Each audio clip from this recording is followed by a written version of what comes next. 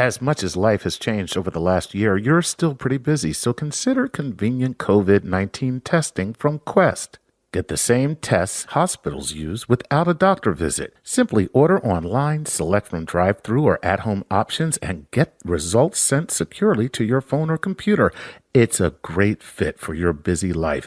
With over 25 million COVID-19 tests processed, you can count on Quest. So order your test today at questcovid19.com. That's questcovid19.com. Welcome to Star Talk, your place in the universe where science and pop culture collide. Star Talk begins right now. This is Star Talk. I'm your host, Neil Degrasse Tyson, your personal astrophysicist. And for this episode, it's a special Cosmic Queries edition done in partnership with the PocketLab.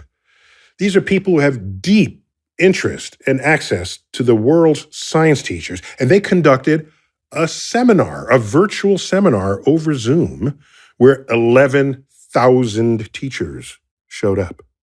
11,000. The theme of the conference is Science is Cool. Well, we already know that, okay? But we're just reaffirming that fact and perhaps telling some people it for the first time. So now I bring you Star Talk Cosmic Queries with the PocketLab. So for those unfamiliar with this forum, Star Talk is a podcast, and a very popular incarnation of that podcast is called Cosmic Queries, where we solicit questions from the public. And if it's on a topic outside of my expertise, then we bring in an expert. And then I can be silent for a whole show, and they answer the questions. In this particular case, it's just Chuck and me. So, what questions were solicited, Chuck, that you didn't even tell me?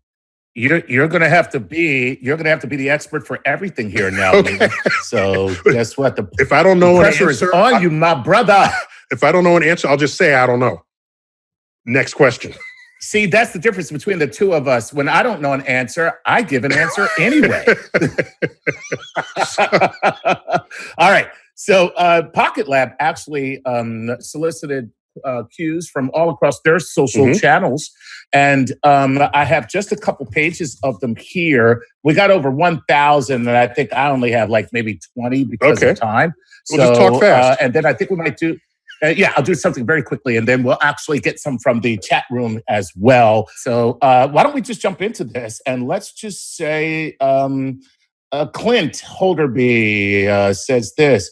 What would you say to encourage a kid that doesn't believe science/school is important and useful to them? What a great way to start this off. No pressure in the air, Neil. How do you save a kid, an at-risk kid who doesn't believe that science or school is good for them? What I would say is you can think of this topically, right? What might the kid be interested in and bring it to them? That's what any good teacher would do. But I want to I want to peel that back a little and go one level deeper, because you don't know necessarily what interests a kid, and the interest of the kid might change. And if you have a lot of kids, it's going to be really hard to keep up with the nuances of what excites them from one day or 1 week to the next. So what I try to do is instead stimulate a baseline of curiosity. If the kid doesn't see or understand why school matters for later in life, okay, I get that. But there's something that all kids have, and we know this, and it's called curiosity. And I've never met a kid who was not curious. And so depending on what level kid you're talking about, age kid you're talking about, I'm talking about basic K through 6, they're all curious, every single one of them. Later on, if they're not curious, it's because somebody beat it out of them some way, saying, no, you must study this and not be curious about the world. The Exploratorium in San Francisco, a museum conceived, designed, and built on the concept of curiosity. All right. And you know what curiosity is? You put something in front of a kid, don't even tell them anything about it. Just make something happen in it, and then it triggers their curiosity. So I think the challenge is to put things into the range of their senses, sight, sound, touch, that are inherently cool, unusual, and interesting. And then they'll start playing with it. And by the way, in my day, you get a satchel of magnets and just start playing with magnets. You get a satchel of gyroscopes, of anything that does cool things. Then you say, well, that curiosity can then be applied to other things. So it doesn't get them to get A's in all classes. I don't know. That's not a realistic objective. But to get them back in the game, that's what you need. The baseline of curiosity. And then all the rest of that comes after it. Without the curiosity, they're not learning anything. That's excellent. I love it. And you're absolutely right. And Jennifer Davis popped in on the chat and said, the Velcro spot, every kid has a place where you can get science to stick. So a Velcro spot, very nice. And that kind of backs up everything you just said. Cool. I love it. All right, let's move on. Neil, this is from Ryan Westbury in Naples. He says... Wait, Naples, Italy or Naples, Florida? I'm going to tell you, Ryan didn't tell us, but with a name like Ryan Westbury, I'm going to say Naples, Florida. I'm just going out on a limb. You know what I mean? If it was Ryan Giacomo, then I'd be like, maybe Naples, Italy. Okay. All right. Hey, Neil, how can we rein in our students in this country into supporting science over conspiracies? The only reason I read this question is not just students. I think science teachers have a responsibility to be the rational mind of the country. And the world. It's not just students. How do we talk to anybody to get them to understand, what is empirical over conspiracy nonsense? Yeah, that's an excellent question. And not only that, any good science teacher knows, I'm repeating what you just said, but in a different way, knows that they got their students during the day and then the rest of the world when they're not in class. Yeah. Because where's the rest of the world going to get their science if not from the body of people who are scientifically literate walking among us? So that's my first point. Second. Ooh, science daywalkers. Ooh, we're science daywalkers. Yes. Go ahead. You don't want to be scary. You want to be like friendly. So here's the thing. And I thought about this recently. If you look at any conspiracy theory, right? I don't care what it is. Again, you want to get to the bottom level here. Otherwise, you're chasing, it's like whack-a-mole, right? You're chasing one versus another, and you debunk one, and then another one shows up. Let's get deeper into what's going on in a conspiracy theory.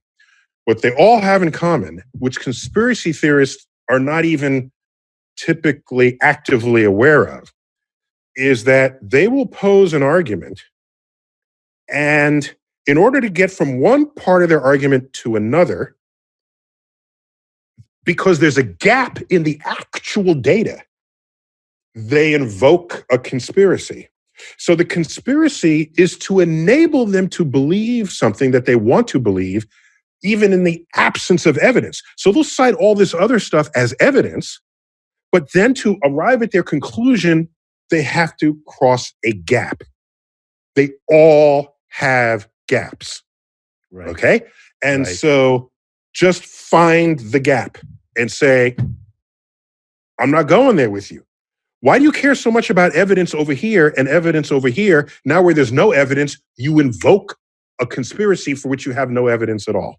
Ooh. And I don't find little kids into conspiracy theories as much as more grown-up people, beginning perhaps late middle school, high school, definitely college and grown-ups. So can I give a quick example? Go ahead. It was a friend. The husband of a friend who met me, and I'd never met him. He was a fan. He said, "Yeah, I love your work, but I don't believe we landed on the moon." And so I said, so rather than try to argue him out of it, I just want to find out what's going on in his own head. And I said, what would count as evidence for you that we did? Okay. And he said, oh, okay. Yeah. So photos of the landing site on the moon. Now, it turns out you can't get those from Earth because the resolution of the telescopes and the turbulence in the atmosphere, Earth's atmosphere, prevent you from seeing that level of detail. So he said, that would convince me. That's what he said. So I said, okay, but here's a website where there was a satellite that went to the moon, orbited the moon, and took a picture of the landing site. So really great. So he goes home, looks at those pictures, comes back and said, I saw the pictures, but I noticed that NASA was part of the organization that hosts the website. And that all could be faked. Okay, so I gave him the evidence he wanted, and then he rejected it, citing a grand conspiracy. And so here's my favorite one. See, you know what? I would have just punched the guy the moment he said, I don't believe we went to the moon. But go ahead. So I just saw this 2 days ago. You ready? Go ahead. Okay. NASA wanted to fake the moon landing. And so Neil Armstrong and Buzz Aldrin said, okay, we don't mind doing that, but we want it to be as authentically looking as possible, so we want to do it on location. So NASA ended up filming the moon landing on location. That's great. I love that. Yes, the whole conspiracy is we went to the moon to fake the moon landing. That's right. There you go. All right, cool, man. All right, let's plus, consider one other thing. Mm-hmm. What else it would take to sustain the conspiracy that they're expecting? The people who are thinking that we're stockpiling aliens in Area 51, just think of what that involves. It means everybody in Area 51 is on lockdown, okay?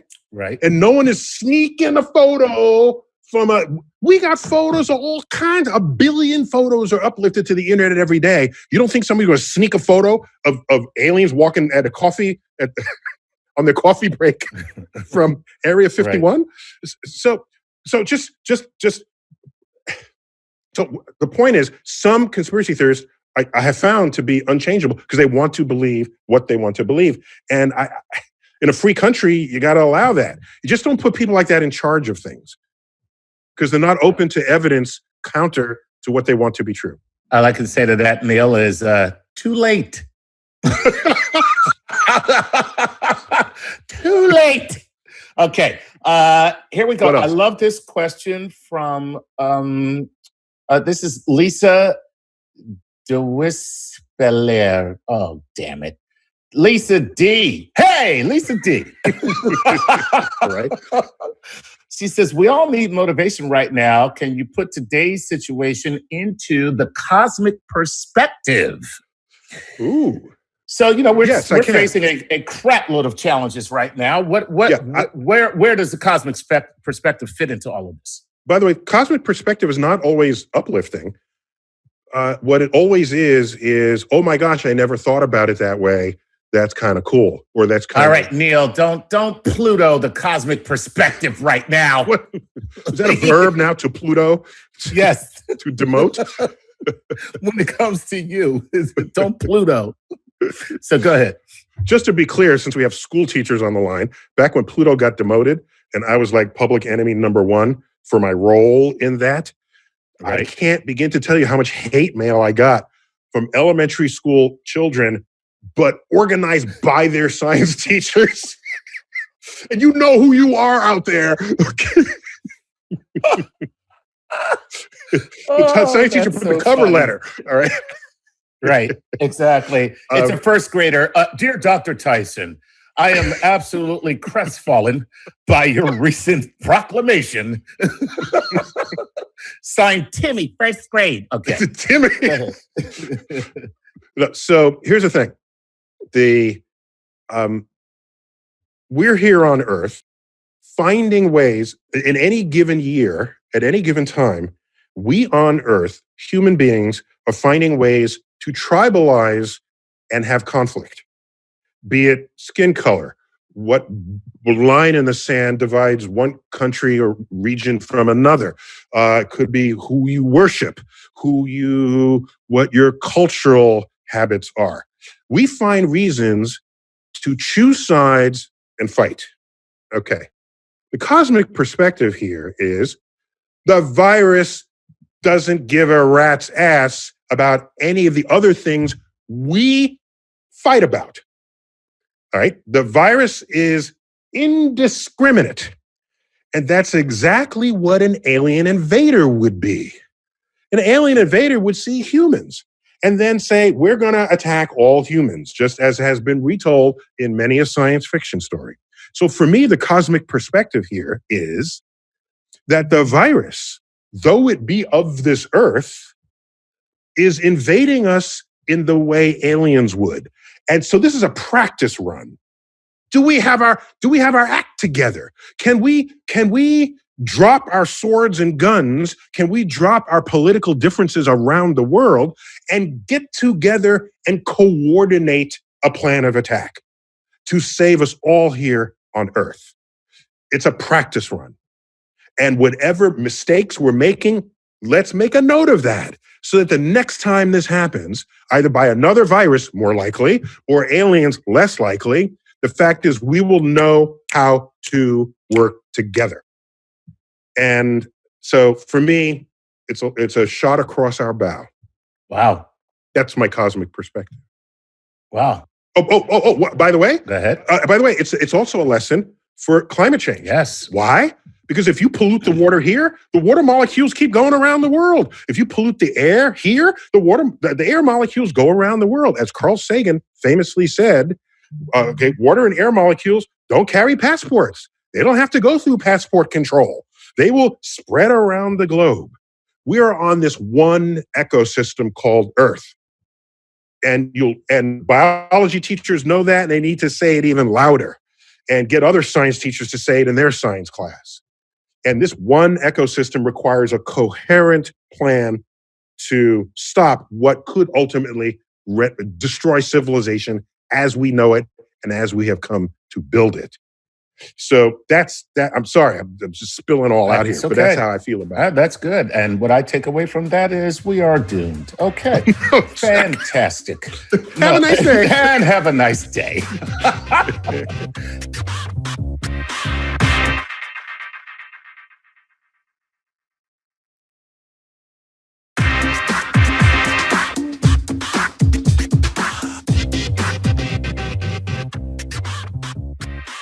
Welcome back to Star Talk. We're in the middle of a live Cosmic Queries with PocketLab. So let's jump right back in. I love this from Jack Dostal. Jack says, what role can planetariums have, if any, for the education and outreach if people can't visit them in person? Is there still a role for your thing, your voice in a darkened theater as people are... It's called a planetarium. It's your thing, man. But no, is there still something that can happen there? Is there some use that can be made of planetariums? Or I'll go broader. Astrophysics in the larger scheme. Yeah. So because planetariums exist, it means you can be exposed to the frontier of our field from a very early age. And in some ways, they've called astronomy the gateway science, because you can look up when you're very young and say, gee, I wonder what that is, and look through binoculars, through a simple telescope. Yeah. And it connects to other subjects. All right, what makes that is the chemistry of the clouds, and there's the physics of this, and the engineering of the spacecraft. And we want to keep people alive. So there's the biology, the gateway science. And so it holds a special place on the landscape of educational trajectories. Now, that being said, no, if you can't get together and sit together in any closed room, no, you can't do it. But actually, what are we all doing now? There's 10,000 of us, kind of in a closed virtual room. I feel you. We see the run of chats coming by. So what my institution at the American Museum of Natural History, which has the Hayden Planetarium, and most museums I've checked out over the coronaverse, are doing live sessions such as this, where they have educational content. That's the only way you can do it. And no, we can't show you the night sky, but there's stuff to learn even without looking up. Okay? There's stuff to know. All right. I show you a picture of the moon and tell you stuff about the moon. I can tell you a picture of Mars and tell you about that. I can show you Betelgeuse, which is the name of an actual star, which had dimmed mysteriously in the last 6 months. I can show you a picture of that. Look at it dim. We don't know. Maybe it's going to blow up. I don't know. Yeah. So you don't have to always be in the setting. Just get inventive. And so, yes, we still bring it out there. Just one correction. His real name isn't Beetlejuice. It's Michael Keaton, just to let you know. Okay. For those who saw the movie. Yeah, exactly. And by the way, astronomy was my gateway science. And, now I'm kind of on to, all kinds of things, artificial intelligence. And every once in a while, I like to dabble in a little, astrophysics. And, just when I want to relax and just get really high, just astrobiology. Yeah. I'll start it with that gateway. By the way, yeah, evidence that it's gateway is there's so many other terms now that have astro in front of it, right? Okay. It used to be just astronomy. Then there's astrophysics, astrobiology, there's astrochemistry. So that's evidence of this. Okay. Yeah. All right. Very cool. Yeah. All right. So go for it. What is education? Okay, wait a minute. Sorry, Josh. Josh, your name is Josh Sprodlin. And Josh wants to know this. What has education got right and wrong in the last 30 years? And where do you think it should go? So, we're talking to educators. That's a really that's a weighty question, my friend. As everyone on this call knows, the rest of society wants to blame the educational system and the school systems for all the woes that everyone else is experiencing. And that is a very heavy burden to carry.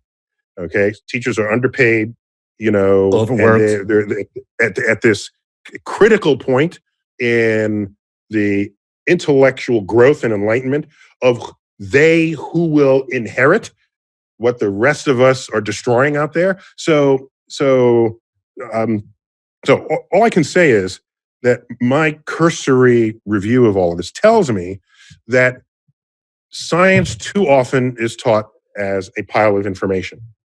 Too often. Okay. You got to get through the syllabus, and the syllabus says you got to learn this, and what is, mitosis, and what is this, and what is the vocabulary, and you got that, and then you get tested on it, and then you get the exam back, and okay, I get that.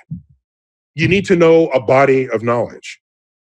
But for a person to finish the science class thinking that that's what science is, we have failed. Somewhere in there, some fraction of every science syllabus, in my opinion, needs to contain content that communicates what science is and how and why it works. And that is not about vocabulary. That is not about memorizing or reading the 5 chapters and testing on the glossary at the end of those chapters. It's about, here is why we conduct experiments. Here is how you can be biased if you don't conduct experiments. Here's the cost of bias. Here's some experiments that went the wrong way because people were biased. Here's where we thought the data were good enough, but it wasn't. The statistics didn't justify it, but we wanted an answer to be this way instead of the other way. This is why science was invented, to replace your senses, because our senses are biologically limited and neurologically flawed. So we bring an apparatus to make the measurement. So science, as we now know it and think about it as it's conducted, is basically traceable to the invention of the microscope and telescope, basically around the year 1600. And the formulation that you have an hypothesis that you have to test. Otherwise, you don't have any good reason for believing that hypothesis other than to display what bias you might have in this world. Where is that taught? I haven't seen that on anybody's syllabus, because somewhere, somehow, somebody said, if you're going to teach chemistry, you're going to teach biology, you got to learn this. Well, spend some of that time teaching what science is. And I think when you come out of that, and people are no longer there saying, well, I choose to believe this and not that. And how do I know if the science is right anyway? I'd rather believe this. How do we have people like this in the world? How do we have legions of people who think Earth is flat? They don't understand what evidence is or what data are. Okay? And I think that has to happen in the science classroom. Wow. There it is. Dude, that was very impassioned and well thought out and conveyed. I really appreciate that answer from you, Neil. Let me just say this to Deacon Wedmore, who says, well, that's our next question, but in the chat room, Mr. Martin came in and said, stop pushing syllabus and pacing guide. And I don't think that Neil was doing that. That's actually Neil's experience with, right? Am I right? When you're talking about a syllabus, you're not saying that we should have pacing guide and syllabuses. I don't know what he meant by that, but I'm sure you weren't pushing any agenda with that, right? No. I thought I was saying, in fact, the opposite. That, yes, yes, there are syllabuses out there that go through check by checkpoint of what a lesson plan should be to learn a subject, right, within science. And I'm saying some part of the syllabus needs to be just about science as an enterprise. There you That's go. all I'm saying. Right. Excellent. Right. I'd be surprised if that were controversial. I'd be surprised. I don't think it is. Yeah, I'd be surprised too. Exactly. Okay. You know. And by the way, every science class devote time to that. That's all. Yeah. Excellent. Mm-hmm. All right, let's go to Deacon Wedmore. Do you believe the moon was created by an impact? And then he gets a little controversial here because I didn't know this was the case, even though this has been disproven many times. Okay. So it's never really about what I believe. Belief is something you have when there's no evidence for it. Okay. That's how I got married. No, it's just belief. Exactly. So evidence shows that the origin of the moon is consistent with Earth having been sideswiped by a Mars-sized protoplanet. Sideswiped. Okay, not a head-on collision, sideswiped. Now, Earth had already formed. So if you're sideswiped, you are scooping up mostly Earth's crust and mantle, right? Okay. If you're doing that, most of the heavy elements that would not natively be contained within a body forming in the solar system would not then be part of the moon, because the moon is being formed by pre-sifted elements. When Earth was molten, heavy stuff goes to the middle, light stuff floats. So what kind of core do we have? It's made of mostly what, Chuck? We all know this. It's molten rock. It's iron. It's metals. Iron. I said iron. I was just testing. Iron. I know, exactly. So my point is, the heavy stuff, iron is heavy, iron fell to the middle. Rock is actually light compared to iron. It floated to the top. Okay? Right. So the point is, yes, there's some iron that's there, nowhere in the crust, nowhere near the amount of iron you find in the core. So what happens? You now make a new object out of what's in the crust. When you look at the crust composition of the Earth and you look at the composition of the moon, they match 1 for 1. So this is why this idea has good taproots in our thinking about the origin of the moon. I've yet to see anything, quote, disprove it. So I'm going with the plausible scenario that's consistent with the evidence. And I going that way, not because I believe it, because I'm following the evidence. And that's all the reason I asked the question, is because I wanted to get to the data-driven process that you had just referred to previously. So there you have it. Mm-hmm. Mm-hmm.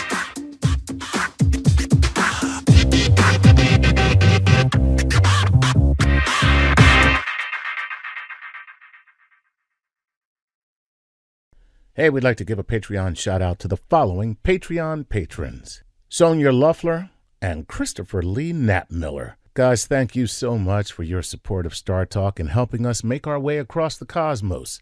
Without you, we couldn't do this show. And for anyone else listening who would like their very own Patreon shout out, go to patreon.com/StarTalkRadio and support us.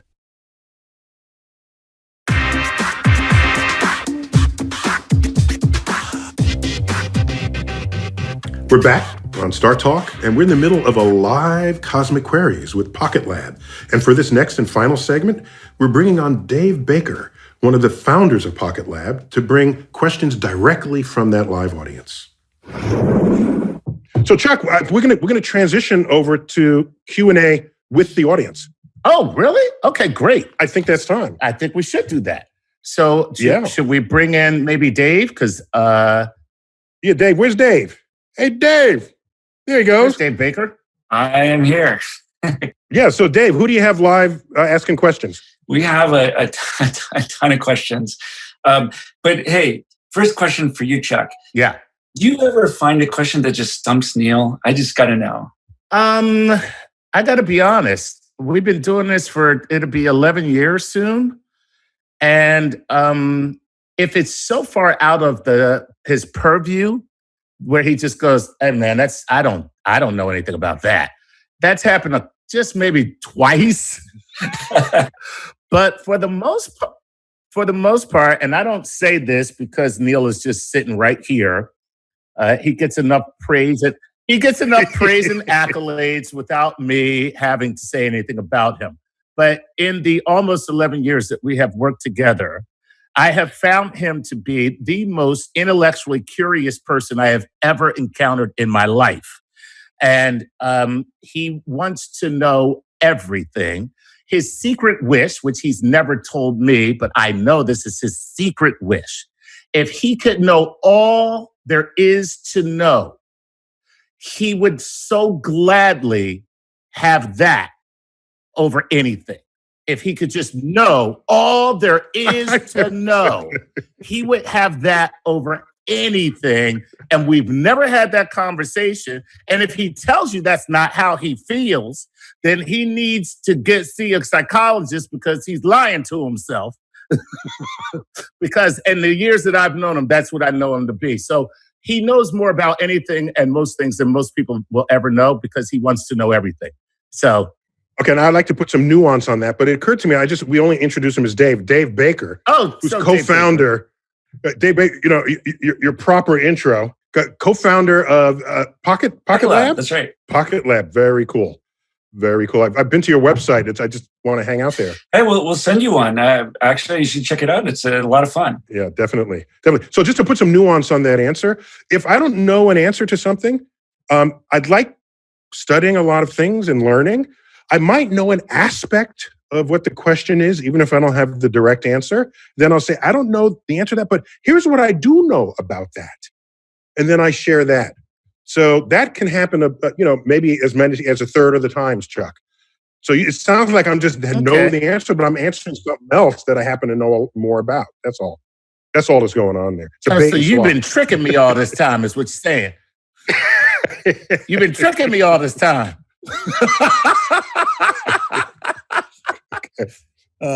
So anyway, Dave. Hey, so Dave, what do you have? Yeah, I do. I have some other questions for you. I have one from the PocketLab team. This is kind of a special question for you. So we have thousands of teachers online right now listening to this, which is fantastic. And I'm sure we can all agree they deserve to be reminded how important they are. So Neil, in your education, was there a teacher who just stood out, who just comes right to mind as somebody who inspired you and ignited your passion for learning? No. Sorry. The answer is just no. But I think I know why. Can I explain why? Yeah. I think I know why. Okay. So wait, let me back up. There is a 6th grade school teacher who noticed that I was disruptive in class from excess social energy. She also noticed that the book reports that we were handing in, mine were all based on astronomy subjects. And so she put 2 and 2 together, let's call it 3 and 3 together, and got 6 and said, maybe we should send this child to take advanced classes at the Hayden Planetarium in New York, where I live. And that would eat up my social energy in the evening and satisfy my curiosity. And that's exactly what came to pass. And so I took classes there. It sucked that energy out of me. I became more enlightened. And from age 9, 10, and 11 onward, I was hooked on the universe. Now, that's in a way an exception to my life experience. My life experience is I'm getting average grades throughout my entire time in college. I mean, in school, from kindergarten through college, I'm getting average grades. Who do teachers like to recognize? the high grade people, the kids who get A's. And they're the ones who get the attention. They're the ones who get the award. They're the ones who get praised graduation day. And the rest of the students get academically ignored by the system because that's not where all the energy, the praise energy gets directed. So there is no teacher at any time my entire life who during class or later would have said, that guy Tyson, he'll go far. Because their metrics were limited to how well I did on their exam. Meanwhile, I had a telescope and I was head of my astronomy club, which was in my neighborhood. And I walked dogs and earned money because I lived in an apartment and a lot of dogs there. Walked dogs, earned money, bought my next telescope and a camera. And I had an astrophotography lab. And I did all these things and none of them showed up as a grade on an exam. And so the answer is no. There's not some long string of teachers that say, oh, he's great, let's keep pushing him around. Because I don't see them pushing the students who they think are not worthy of their investment. Maybe teachers have changed since then. But often the ones I've seen, that is not the case. I've had teachers call me up and say, oh, Dr. Tyson, I have this straight A student I wanted to bring him to. I say, no, I'm not interested in your straight A students. They're already getting straight A's. And by the way, they're getting A's not because of you, but regardless of you. That's what straight A's mean.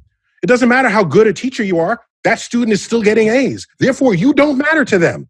They'll get A's whether you're a good teacher or a bad teacher. All right? Show me you're a good teacher. Bring me the B student who, because of your intervention, is getting A's. Bring me the student who is going to flunk out of school, is now getting low B's. That's progress. That's an improvement. That's evidence that you're making a difference in that student's life. Those are the students I want to see. I'll see you at your office. I'll see you at your office, Neil. I'll be at your office tomorrow, Neil. By the way, you're right. Let me tell you something. You are absolutely right. I was, of course, being a stand-up comedian who knew this, I was disruptive. I had talked a lot. I had a lot of energy. I just didn't respect authority. And it was several teachers in my career who, as I was getting D's and about to flunk out, who came to me and were like, yo, man, you are really smart. You're a smart kid. And I'm like, why would you say I'm smart? And it's like, anybody who goes into the office and says they have to use the phone to call their parents and can they have some privacy and then orders 100 pizzas to the school instead, that kid's smart, right? So, no, I'm just serious. And they started working with me and turned me from a D student almost flunking into a B+ student. And so you're absolutely right. That's the power of teaching. That's the power of teaching. So man. I think the system overvalues high grades. That's just my opinion there. And there's too much else going on in the rest of who's in school. And of course, it's more effort because then now you got to know what the Velcro. I love that analogy. But there's the Velcro spot for curiosity. The Velcro spot for energy to be focused towards a goal that will accrue to your later life as an adult. And so, yeah, I'm sorry. I don't have a long list of teachers. They're not out there. Sorry. You know, you guys are making me feel a lot better. I was in trouble all the time too. So I used to be ashamed of that, but now I'm going to say that, geez, good company. That's amazing. Yeah. That's amazing.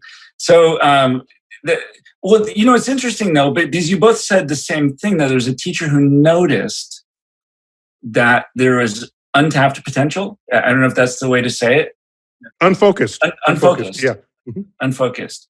So it did take a teacher who stood out and for both of you guys, sounds like would help you and point you somewhere to burn off that energy that otherwise would probably be a real nuisance, right? Yeah, I think the difference between me and Chuck is Chuck might have continued to have been a truant in his life. I don't know. Get him to answer that. I was not headed off the cliff in what I was doing. I just I was being disruptive to her class. So part of the motivation was to get me to be less disruptive to her class, not for me to get higher grades in her class. So the motivation was a little different. And so that's how I see that. I was disruptive in every class. And but I will say that teacher who pulled me aside, I was in junior high, and I ended up going to a college prep school in high school, an academic prep school for high school, that the only purpose of going to this school was for you to then go to college. And everyone there was selected. You had to apply like a college. It was treated like college. And once I got there, what I discovered in myself was competition. And so being competitive with these other who were clearly smart, all these other kids, that kept me from going off the rails. So I think competition helps too.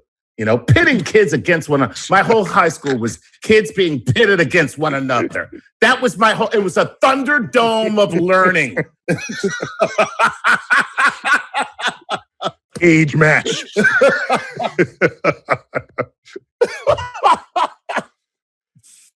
Can I give you just one last example? Yeah, please. Just if we got to wrap, if we got to wrap it up. Take your time. Go for it. If we can. Okay.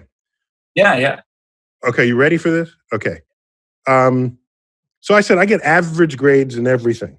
Okay. I mean, there was some higher, some lower. It all averaged to the middle in a way that no one would take note. Okay. No one. All right. So what happens? I take the SATs. My verbal is just kind of average. Okay. It was maybe a little higher than average, but nowhere where somebody said, hey. Okay. So now watch. I'm still nonetheless a lifelong learner. Okay, as Chuck, I think, accurately captured, I am curious about whatever it is I don't know about.